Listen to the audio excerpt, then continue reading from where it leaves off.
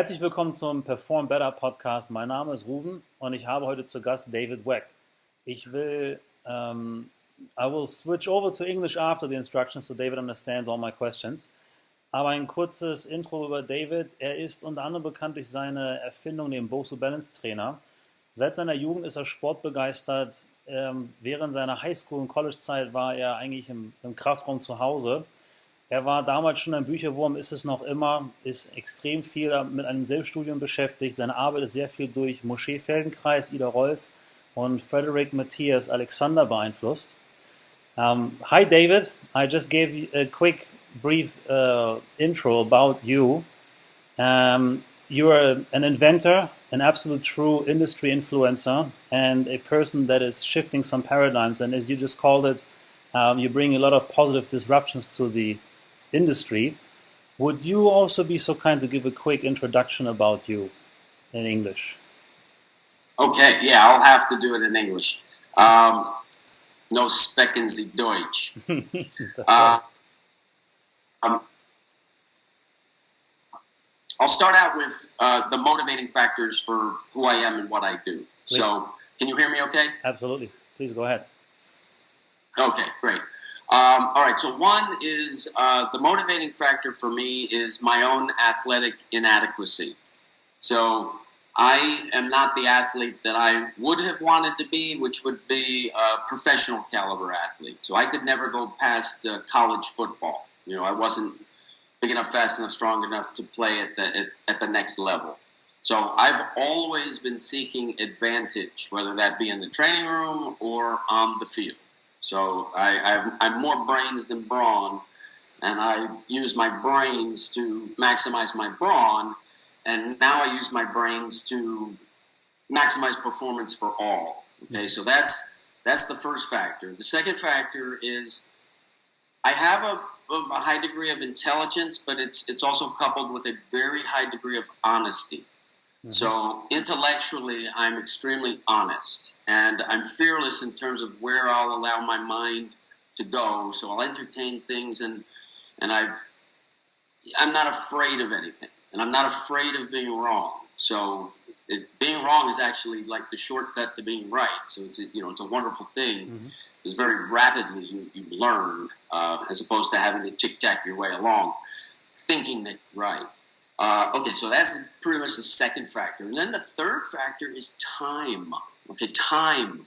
I invented the BOSU Balance Trainer in 1999 and worked very hard to get it off the ground, despite criticism and despite, oh yeah, you think that's going to work or whatever. But it was, it was received very well by elite athletes, who benefited from it, and that was able to, create the central spark that made it go industry-wide and now ubiquitous. So they're all over the world. And it's a product that people actually use, so that's what keeps it sustainable. So, there's millions of people who are actually using it today, right? Yeah. It's in use. Now, and it came at the right time in the industry. So right now, the industry views it as less relevant than they once did. But in the course of this interview, you're going to find out why that's going to change significantly. Right. But it boils down to I had my time. I licensed the product to a bigger company. And I wake up in the morning, I do whatever I want to do. What I want to do is study biomechanics. What I want to do is go to Chinese acupuncture school. What I want to do is fly to New York and study Tai Chi with the best guy in the world, who first generation from Cheng Man-chin. I want to go spend 2 weeks up at Esalen Institute with Ed Mopin, who was first generation Ida Rolf. I want to go do a Feldenkrais training program with David Zemek Burson, again, first generation Moshe Feldenkrais. Mm-hmm. So I got to do a lot of things, all with the focus on performance. So I've devoted more than 30,000 hours to this pursuit with an intensity that has led to divorce. I'm a very strange person by most accounts. Yeah. I have an intensity that's pretty extreme. I'm a bipolar personality, so I can and I've had sort of episodes of extreme mania, spinning out, and I've had episodes of Great Depression, but those manic episodes have fueled a certain amount. The yield from those has been profound discoveries along the way that I would not have made without that infusion of intensity. And I'm talking massive intensity. Okay. So that's basically how I've gotten to where I am today. And where I am today really crystallized in October of 2016. So relatively recently is when I was like, okay, I know where X on the map is. X on the map is here, and there's no need to dig anywhere else. It's just dig deeper from here on out. Okay. Right? X on the map. So it's like, and I know. And the clock is the objective measure that makes opinions irrelevant. Here comes the time factor again. Nobody should care what I think or anybody thinks if it contradicts the clock or the measuring tape or the objective results rule reality that we live in. So that's where I am now, in a very, very exciting and special time. And now it's massive positive disruption with emphasis on positive and an emphasis on disruption. Sounds great. Sounds exciting. You've definitely just proven the honesty factor. Thank you for being so open about your personality. That's definitely rare. I'll share. You see, I'm afraid of nothing because, you know what, ask me a question. You better be prepared that you can handle the truth. All right. Looking forward. So looking back in time, there has been many concepts, many Weck methods, the quick hands bowler, the core fizz, the 45, head over toe, now the Weck running. Could you elaborate on that and tell us how it all evolved to get to that point X that I'm excited about to hear now?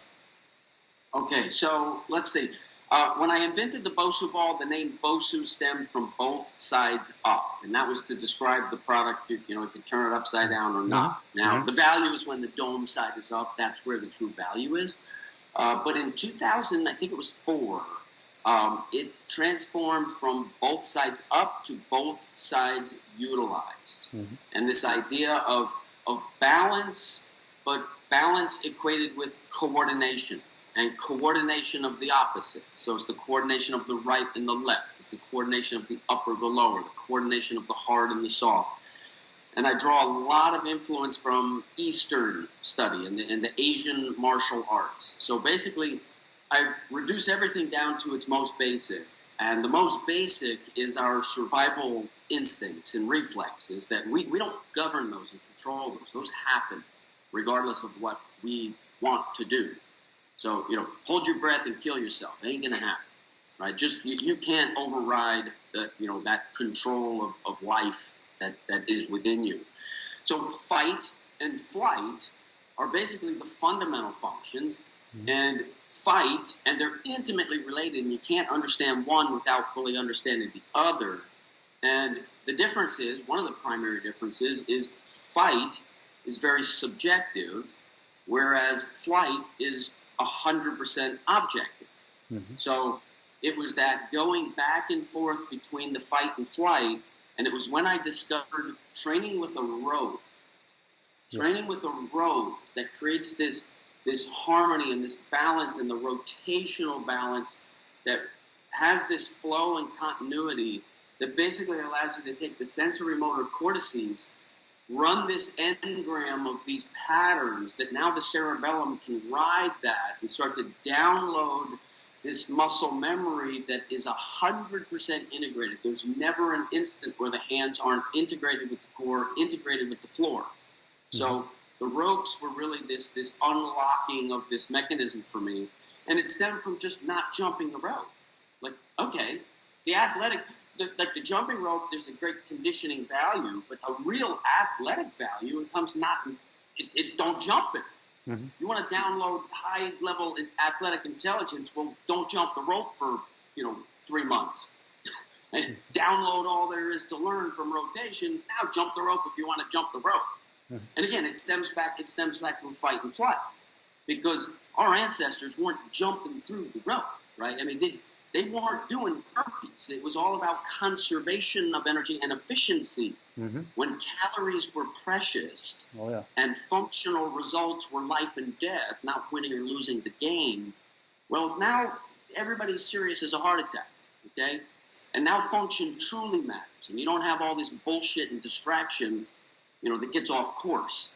So it was sticks and stones and then cordage rope that leveraged those tools that allowed us to walk around on 2 feet. And so locomotion, swinging, and throwing are the fundamental trinity for all that we do now, because that's how we got here. And the stick, now you can control and transport fire, okay? So once we had fire in our hands, the game was over in terms of competing against the other species, right? Yeah. Man's best friend, a dog, was once a wolf, and now it's a Chihuahua, and now it's a Great Dane, right? And that's a simple thing. The alpha wolf said, fuck you, I'm not going to go near you, I'm going to stay vicious, I'm going to leave my pack to go kill the elk. And the beta, not alpha wolf, said, hey, I'm going to stick around these guys and their fire, and they're going to throw me the scraps, and I'm going to become their best. So I like to go back to the elemental stuff. So that the rope and the quick hands bola trainer actually came before the rope, because it was this very, very high level coordination of speed. So it's 2 balls connected by an elastic cord, and you could get this thing going more than 110 miles an hour of choo choo, and then you catch it, and then choo choo, and you catch it. So I mean, and the cost for failure there is, you get a black eye or something if you miss. So I got extremely coordinated and efficient, and not afraid of, coming real close to taking the shot, which is the key to, you don't want to slip the punch by that much. You want to slip the punch by like that much, and now you're right there to deliver the counter, right? Yeah. So that gave me a real athletic ability, but the problem with it is it's too skill intensive. And the return is not this proximal strength and speed and power, so it's more distal. And if Duncan were to launch the yo-yo today, he would fail miserably, okay? You don't sell yo-yos today. Too much coordination. Okay? Back in the 1930s, you sold millions of yo-yos, right? You weren't competing against the Xbox and the thumb coordination games and the trick of the light, the video, right? That's what is magnetic. So yo-yo, who the hell cares, right? So the bola fell victim to that, that fate, because, and someday it may be resurrected when the rest of it sort of supports it. But it was that both sides utilized translation, and then it was the study of Tai Chi, which in college I did Tai Chi, like this American Tai Chi, and my legs got tired and I was bored stiff, so I stopped after 2 lessons. And then when I invented the BOSU ball, see, the BOSU ball coupled with the approach of Feldenkrais, where basically what you're doing there is you're minimizing the effort so that you can discern the finest gradations of force. And so now you're very sensitive to the teeniest little things. And now you can refine your movement at a level that's just like supreme, if you can get that relaxed. And the BOSU ball, what it provides is it provides this stable, unstable surface when the dome is up that is perpetually changing, so you'll never be truly still, but the nervous system feels safe, which allows you to drop tension. And that's why it's very different than, say, a Dynadisc that's 100% unstable. I can't commit myself to the Dynadisc. I can't commit myself to the balance board. I can't commit myself fully with minimal effort. I'm always like, having to tense on the other stuff. So the BOSU ball gave me this ability to be extremely sensitive, and now I could understand Tai Chi Chuan. Like Tai Chi Chuan. Oh. And then I felt the touch of the master taking you off balance. You're off balance before you even know you're off balance. You didn't even feel it coming, but now you've lost your balance. You yield, you neutralize, and you issue. Tai Chi is like the ultimate. It translates to supreme, ultimate fist. And so I got very, very good at Taiji and the push hands game. Yeah. Like if somebody's not trained, you can weigh 250 pounds and I'll push you around because you ain't going to find me. I'll disappear and I'll apply force where you can't, and then I'll change it before you can change yours. And if they're trained, well, that's a different story. But if they're not trained, I'll move a big man because of this training. And it was the BOSU ball that was key in that. It was the minimalistic nature of it that gave me the ability to be stronger when I, apply that Western power. Mm-hmm. So in the West, we have gravity and ground. In the East, they have heaven and earth. It's the same exact thing, and we're in the middle. In the West, we care about bigger, faster, stronger, kick the shit out of you while moving right, not giving an inch. And you need to master gravity and ground to do that. And in the East, it's like, I want stillness. I want stillness. And I have to master heaven and earth to do it. But it's the same exact thing. So you have the fundamental yin and yang, and they complement one another. Mm-hmm. So, and then core fist came from the study of sprinting, and I was still in the arm swinging paradigm at that time. Mm-hmm. So in the arm swinging paradigm, if you supinate and pronate and wind and whip, or it's moving the arm like this, right? This isn't in congruence with all the muscle direction, the fascial sheathing, etc. So if I do this, it's extremely efficient, very fast, with less cost. And so I was in that paradigm. And I found myself winding my hand to this position as I, took it's moving down while you're moving up. It's, it's very Asian oriented. And I found myself going to this position.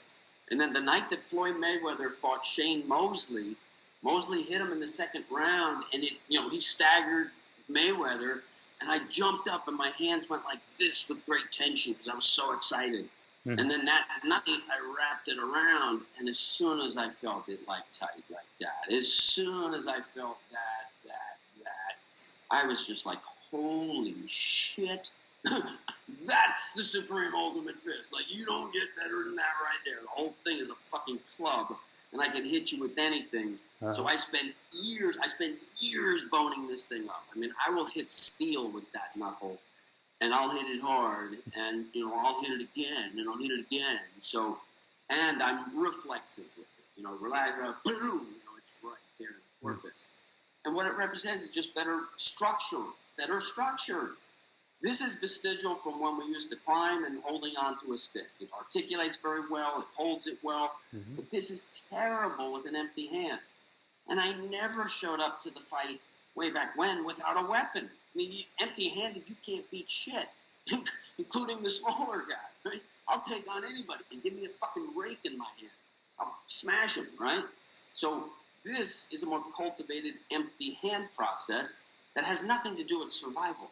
Like, this is after we have leisure time, and now we like to box and do all these other things. But this was critical for survival. Mm-hmm. And now this is the vestigial reflex. And it sucks for punching. It's terrible. Break the knuckles, the wrist needs to be wrapped, and blah, blah, blah. And that's better. But again, it's distal. So it doesn't give you that proximal return. I can't run and jump significantly better from doing that. Mm-hmm. And it's so time intensive to create to repattern your reflexive response to this versus what you do now, which is this.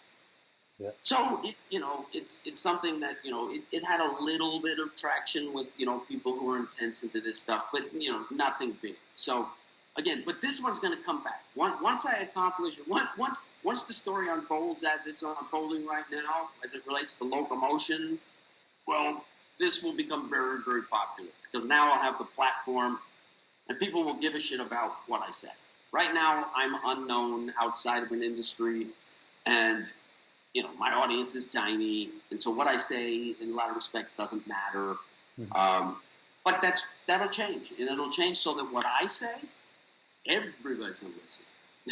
Every single person on this planet is going to listen, because this is the guy who changed the way we run, and that couldn't be more significant.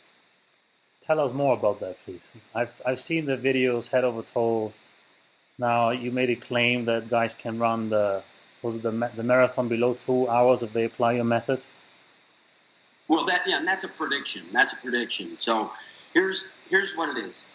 Years ago, I had the foresight to say my area of expertise is balance. So I'm expert in balance because balance is the key to efficiency, which is the key to maximizing whatever potential you have, right? Mm-hmm. Usain Bolt can run backward and still beat me in a race, no matter how well I train, but he can't beat himself relative to himself if he runs backward. Right? So everything is a comparison to each individual unto themselves, and better balance is the key. Now, the word balance is so amorphous that you can't really do anything about it if you don't qualify it, measure it per some function. What it is locomotion. That's our most fundamental, it's the most universal. So and it's objective, so the opinions don't count, and that's what I love. Because what happens with opinions is human beings get into a stalemate. Oh, no, it's this. No, it's this. No, it's this. And no matter how logical you think your argument is, the other guy ain't going to ever buy it. And you're going to be stuck here, right? You're going to have the Christians and the Muslims, and they're going to fight forever, right? I mean, it's just, that's the way it goes, right? Yeah. However, with running, doesn't mean a damn thing. Whatever you think I could give a shit, because whatever's faster is faster. So that's what makes this so powerful.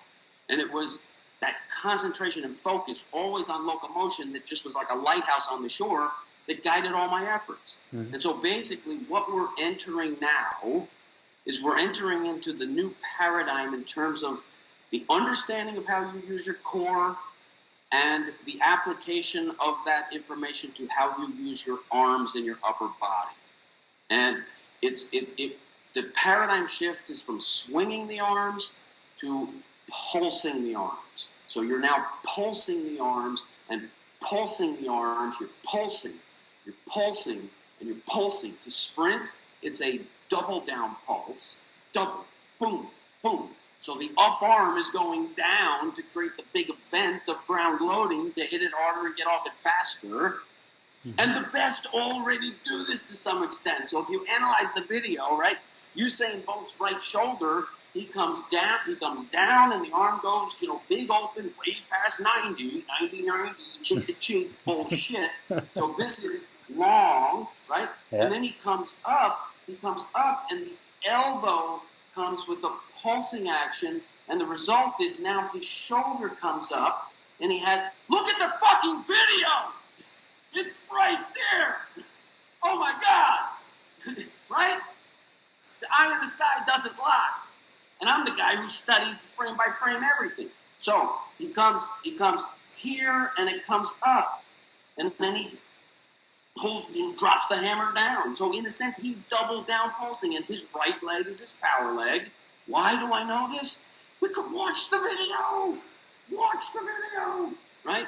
So it's not cultivated, it's not conscious, and it's not optimized in terms of the arrangement of how you're going to actually do it. Mm-hmm. Better to hit it harder and get off it faster, okay? So, and the best already do head over foot. It's not head over toe, it's head over foot. Sorry about that. And what it is it's the lateral head over foot. You have to be balanced with your head over your foot and coiled to create the maximum rotational core power that magnifies and expresses the best extension and deflection. Mm-hmm. And you have to do it, and all the best do it. And so many coaches, so many experts, so many of the authorities say, this is bad. You're bleeding power. Usain Bolt's technique sucks. Well, guess what? You're dead wrong. And some of the ones, who had a storied career, like world record, Olympic holders, blah, blah, blah, say, oh, this is bad. But then watch the videotape of them. That's what they're doing too. So, it's the blind leading the blind. Okay? So so I'm just turning on the lights. That's what I'm doing. So you would say those that are doing it, they're not aware of it. Correct. Because here's what it is. Is a lion aware of what the hell he does to be so badass? Is a cheetah aware? No, they have somatic intelligence. The great athletes feel the truth. And once you feel the truth, why ever tell a lie? You know what I mean? Like, why the hell would I ever do this crap if I know I'm faster this way, without even knowing I'm faster this way. I'm being coached to do this, right? Yeah. Usain Bolt's coach says that this is bad and they want to work on it. Right? This is crap. This doesn't work. This is how you create that power. And watch the video. Don't trust what I'm saying. Who cares about my opinion? Who cares about my opinion? I don't care about your opinion either. It's what's true that I care about. What's fast is what I care about. And I'll show you the video. I'll show you the clock. So the double down pulse to sprint is the new paradigm. And the wing pulse is the new distance paradigm. So what I want to do is I want to use the lats and the pecs, gravity, head over foot, and nothing in my arm, nothing. And what I want to do is I want to use all of that force to create a little accelerant when the head's over the foot to go. It's free. It's literally free. It's connective tissue. I'm using every single muscle, tendon, ligament, fascia. That's no effort. And I can literally just pulse my instantly wet. It's not easy to learn, but once you learn it, it's like every single step is more powerful. You're traveling further and you're on the ground less time. How do I know? Look at the video. You know what I mean? So that's the new paradigm. This is the beginning before the beginning. So people look back on this podcast and say, holy shit, he was right.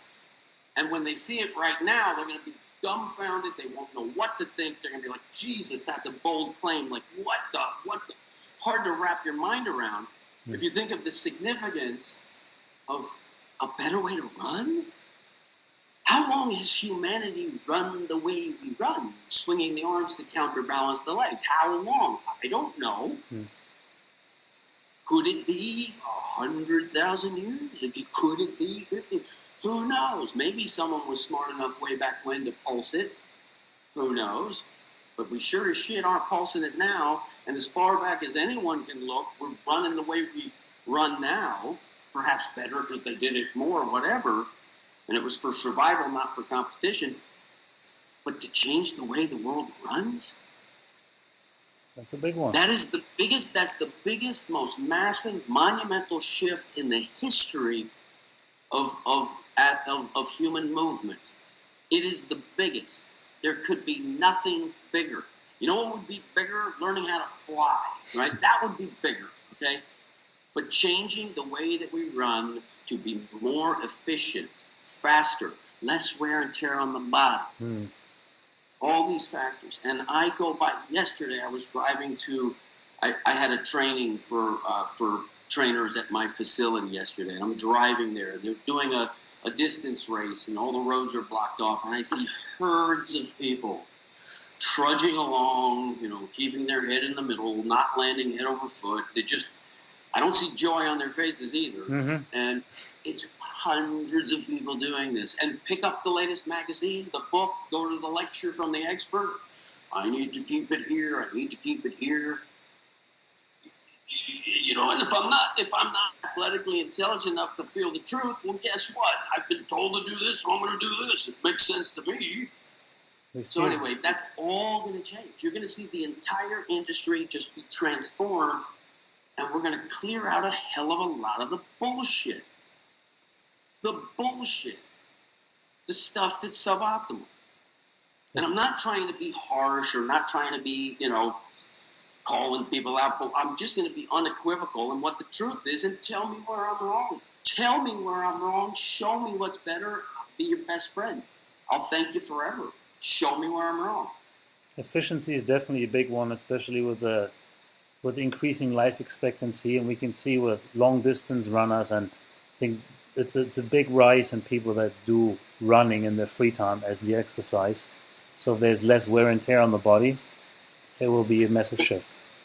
And here's another thing, right? So we're in the training business. We work with clients, we work with students and such, right? That's, the Who buys the perform better products? It's the very avid amateur athlete, and then it's the trainers, right? I mean, that's who buys the products and goes to the training. The people who sign up for the training are the trainers, right? That's who, and it leverages and it spokes to many millions of people from the thousands who are the trainers.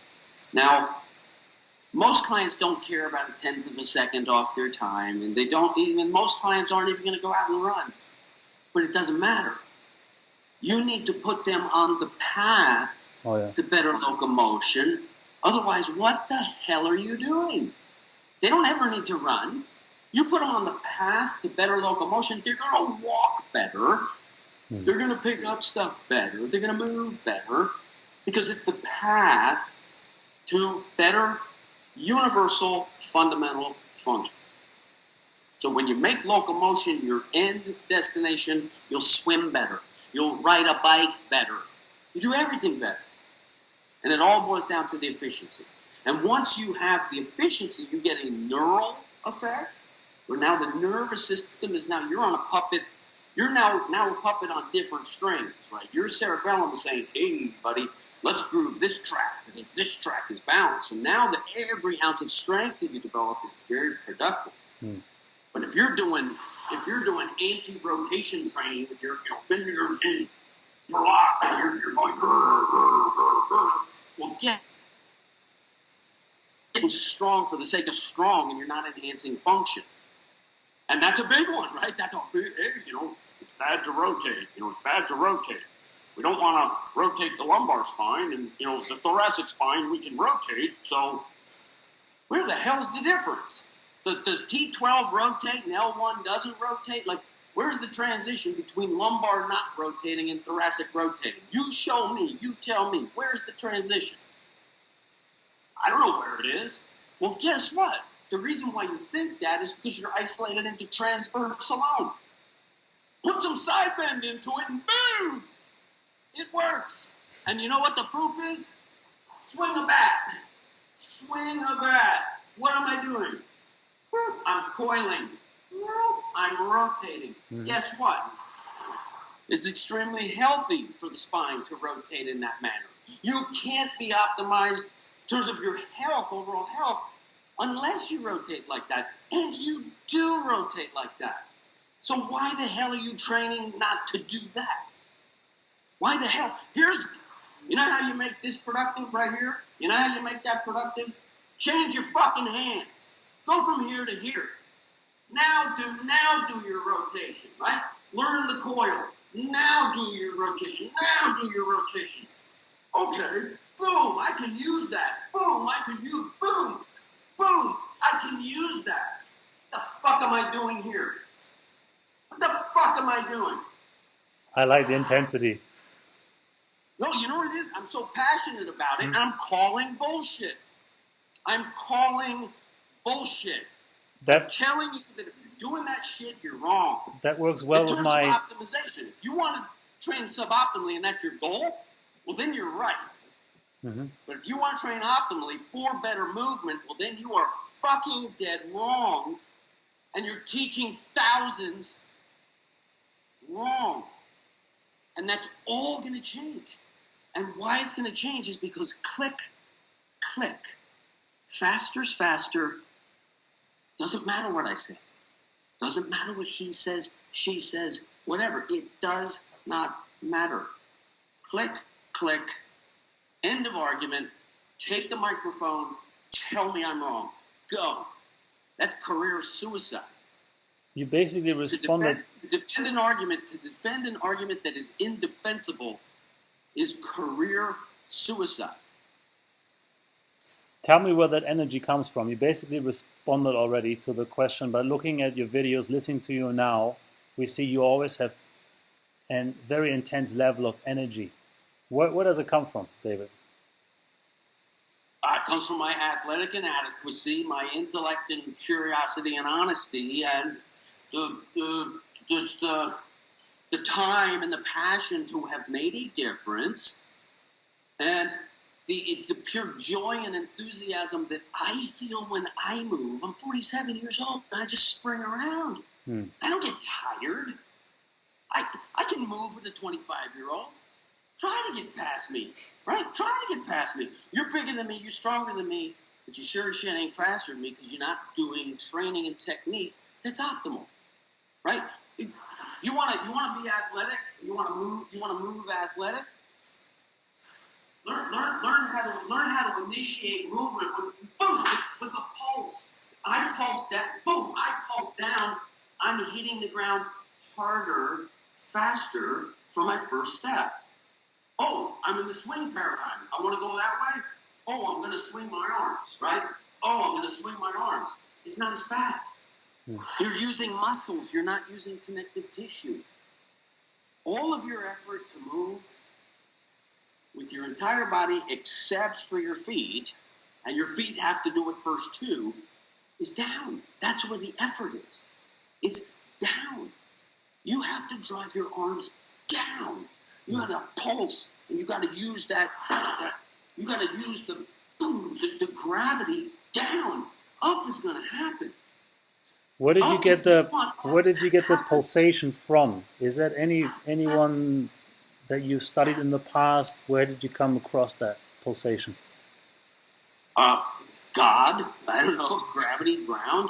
I mean, it makes sense. Huh? And I think here's how I got it. I got it from training with the fundamental tools. The ropes, the club. I invented a new club that's just a better mousetrap for swinging a club. One of the exercises that I teach people is this downward pulse. Downward pulse. If you can create down and create that late rotation. So nice setup. But if I can create down and I'm trying to hit the spot on the ground right here and I'm coming down and I don't even pronate that hand until I'm driving the butt of the thing down and down and down, and then boom, there's an event where it's this perfect translation of that, and then that. And the ropes, when I coach somebody to do the ropes, which I'm very good at now, it took me a long time to be able to teach the hard, complex moves, but now I can do it that fast. I say, don't lift the rope. It's down with the rope. The rope's going to come back up. So it was manipulating the tools that gave me the truth. And here's another big motivation for me. I'm not that big of a guy, right? I'm not that strong of a guy relative to a lot of guys. And I don't want to be intimidated by some guy who's bigger than me. I don't want to feel like he can manhandle me. Mm-hmm. That's my male ego. My male ego is I'm going to stand right here. You tell me, fuck that. You're not going to push me around. Now, I'm not a belligerent guy, and there's people who will kick the shit out of me, of course. But I want to walk around with confidence. And I feel like, here's what I feel like. I can take care of myself for the first encounter. If you get me to the ground, I'm done. I got nothing on the ground. But I am good at my hands, my body, my striking, my ability to not get caught. And then I'm fast, so I'm going to run away. If you're bigger and badder than me, well, guess what? You ain't going to catch me. Right? And if we're out in the woods hiking together, I don't have to be faster than the bear. I'm faster than you. Right? Woo! Another very honest point. Okay. So, and the passion comes from,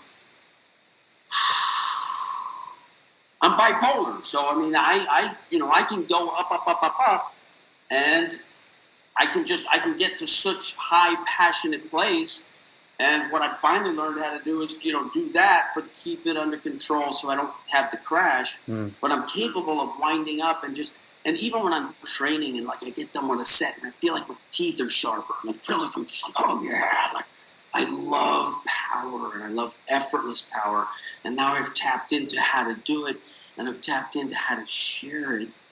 And you're going to see the entire world get better at movement. It's a new day, and it's the beginning before the beginning. I'd like I'm to see Babe that. Ruth pointing over the fence, saying, "That's where the next ball's going. Ready to click."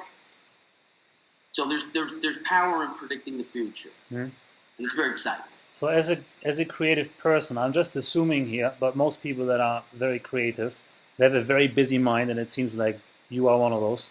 Do you have any kind of mental practice to keep the mind, as you said, keep it in a balance? I have gone through a tremendous amount of that stuff. Right now, it's, I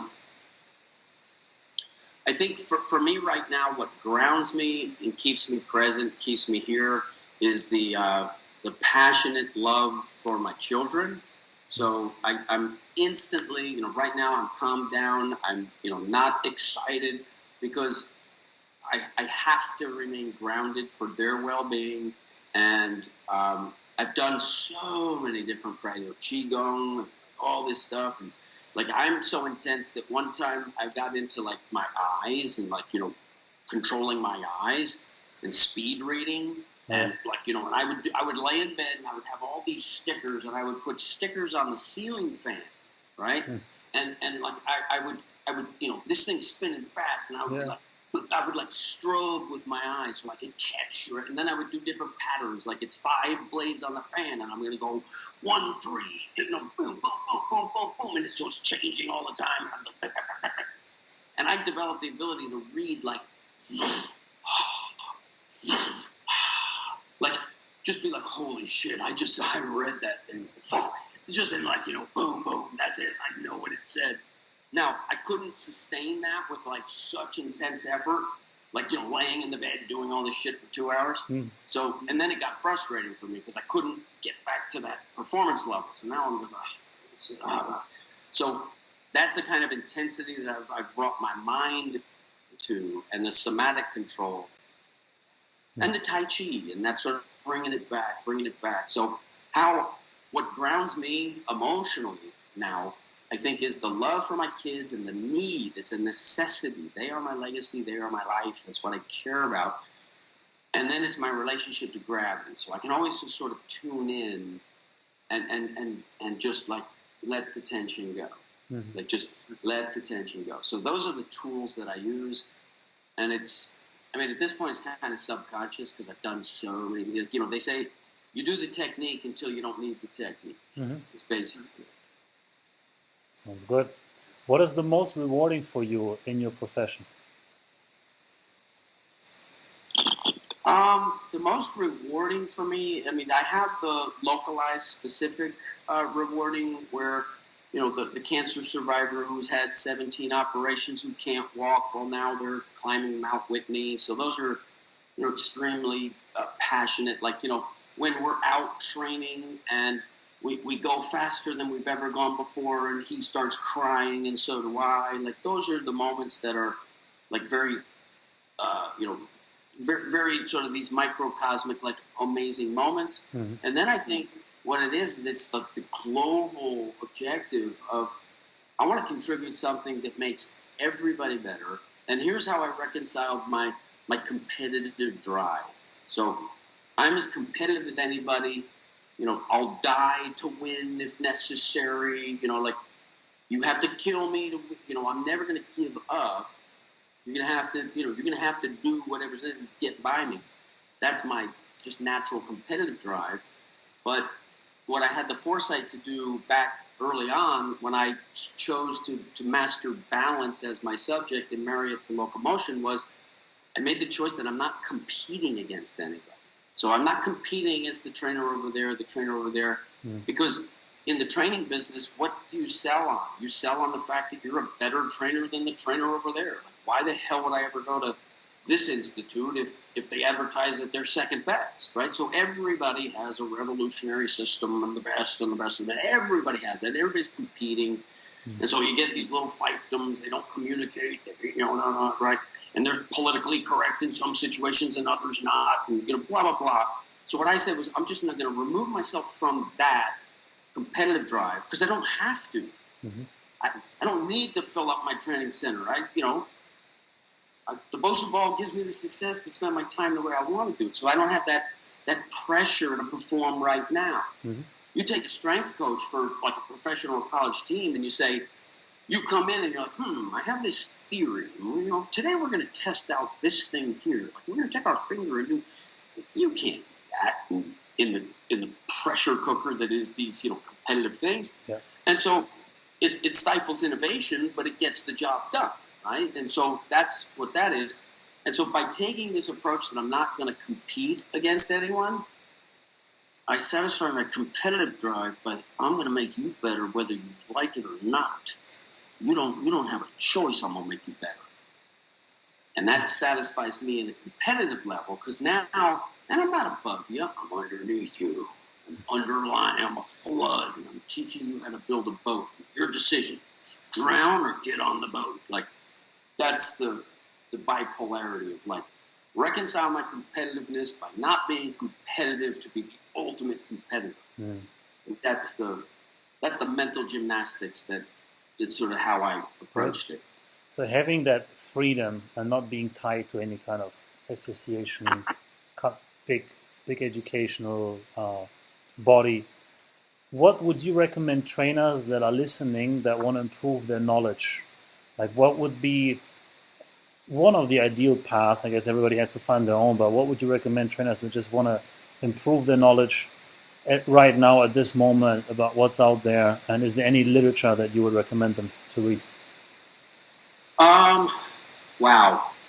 I think here's what's going to happen with my training is right now it's largely unknown except for the hundreds of athletes who are doing it and benefiting. So it's still this big, what'll happen is as this movement unfolds, hits the tipping point, and people realize, holy shit, there's a better way to run. That's going to create a big story and then a big demand for the training. And so we're going to hit like a bottleneck effect where I don't have enough qualified teachers to teach and meet the demands. So I would say that, and I'm just being completely honest, I think Weck Method that's what you're going to want to learn in the future, right? And there'll be enough free information online and, weckmethod.com that, we're giving the software away for free, essentially. Mm-hmm. And then for those who want the expertise in it to really be good at teaching it, well, then there'll be training. And then it's a race to get qualified trainers. So what we'll do is we'll be very discerning about who we're going to invest in to be the trainers. And we want to regionalize it. So if you live, wherever, you don't have to travel all the way to here or there and create that network of people capable of teaching it. Now, all that being said, I think that, people should read Feldenkrais's Awareness Through Movement.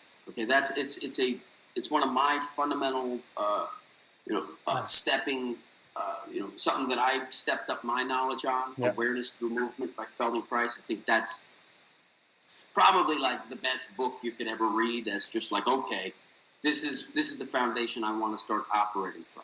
I have it behind me in a bookshelf. Just looking over if I can grab it, but it's behind another book somewhere. Oh, yeah. I mean, I've read that book several times. And a matter of fact, like I'm the weird guy who I have a copy of it, and then I go to a used bookstore and I see it, so I buy another copy of it. Just because I love it so much.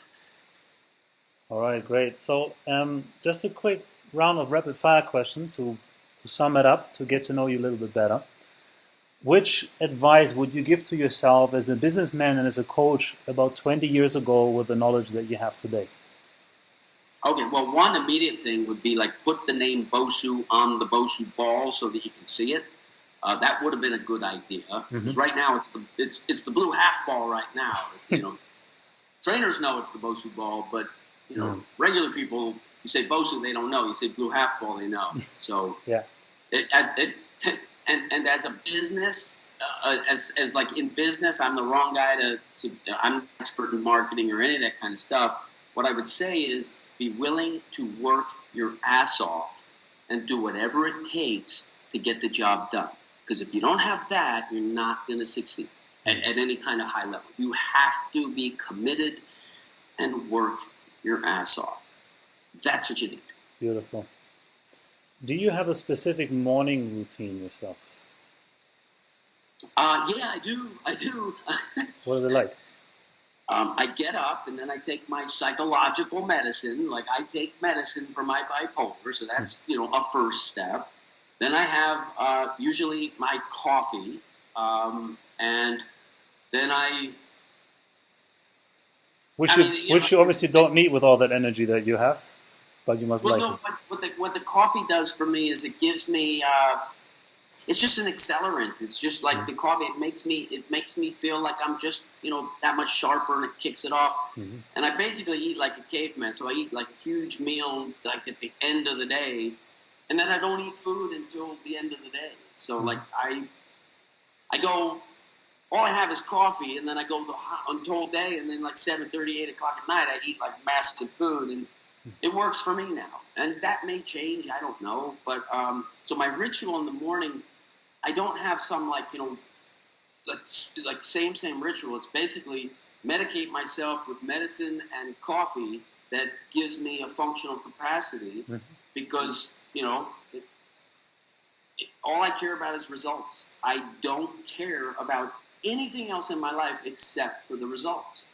Like, you need good intentions, you need perseverance, you need all these things, but at the end of the day, who gives a shit? Mm-hmm. Who won the race? Who won the Super Bowl? Who won? Because go back, 10,000 years, you catch the deer, your family lives. You don't catch the deer, your family dies. So it doesn't matter how nice you are, it doesn't matter all this stuff. And I'm not condoning cheating and all that stuff. I'm totally against it. But results are all that matter. Do whatever it is that works for you, and don't hurt other people in the process. I mean, that's very simple. All right. Is there a quote that you live by? Well, right now, the mantra that I'm living by is every step stronger. Just simplify it. Every step stronger. The only way to do that is with balance, cultivating the balance, because that's what you have to build on. So that's the thing right now is every step stronger. I suppose at other stages, and these things change. Like my life, there's a lot of change. So there's not some steady state thing that works full time. And as the story unfolds, that every step stronger starts to manifest and it spreads around the world, well, then maybe it changes to something else. But for me, that's what it is right now, is every step stronger. Great. David, it has been an absolute pleasure interviewing you, listening to you. I really like the energy and, as you said, the positive disruption. I'm very excited about the future, what's going to happen. Where can people follow you? Where can they find you online? You mentioned one website already, but give us a quick rundown, please. Well, weckmethod.com is, that's going to be the sort of the main place where you'll be able to, learn and get the products, etc., sign up for training. So that, and right now I'm in the process of this hurry up and catch up to where things have evolved to. Because like I said, this is all sort of like culminated October 2016. And Mike Boyle, I really like Mike. He's big in Perform Better, and I really like his attitude, because his attitude is, oh, geez, what I taught you a year ago, no, pay attention to what I'm teaching you right now.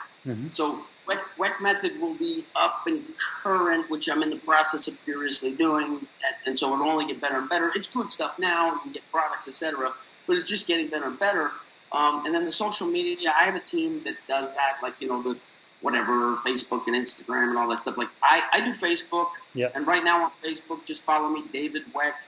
I'm living out loud. I'm just literally, I wake up and I'll just key in the latest discovery, and I don't care, because I can break the rules. It can be a 40-minute video, and if somebody wants to tune out in 18 seconds to go watch a cat play the piano, I don't care. They're just not early in the movement. But if there's 10 people who care and start to do, well, and then do, well, it's an organic fire. That as long as the fire keeps burning, the fire gets big. So it's not like I have to pour gasoline on the fire and make it do that. It's just light a match and, okay, it's burning here, and so far so good. It's a growing movement, and it's never going to stop. So go to weckmethod.com, and I think if you want the exciting stuff, go to David Weck on Facebook and just start watching. Because it's living out loud. And what'll be fun is to go back in history and sort of look at it from there where we get to. Because that's when it's going to be like, oh, shit, that one was crazy. And that one, but he did predict the future. So that's how you follow me. Great stuff. So for all the listeners, you know where to find David. Please stay the way you are. Keep doing what you're doing. It's highly appreciated. Keep disrupting. Thank you so much for the interview. Absolutely. Thank you very much, Ruben. I I just enjoy getting the message out, because right now it's just bang the drum, bang the drum, bang the drum. And how it unfolds, I don't know. But I know where it's going, and that's the confidence that I have. Little plug to the listeners, everyone that enjoys the Weck Method, keep spreading it. Yeah, exactly. Well, just do it. I mean, if it adds value for you, do it. And if it doesn't add value for you, don't do it. Because that's the truth. Great stuff. Thank you, David. All right. Thanks a lot, Ruben.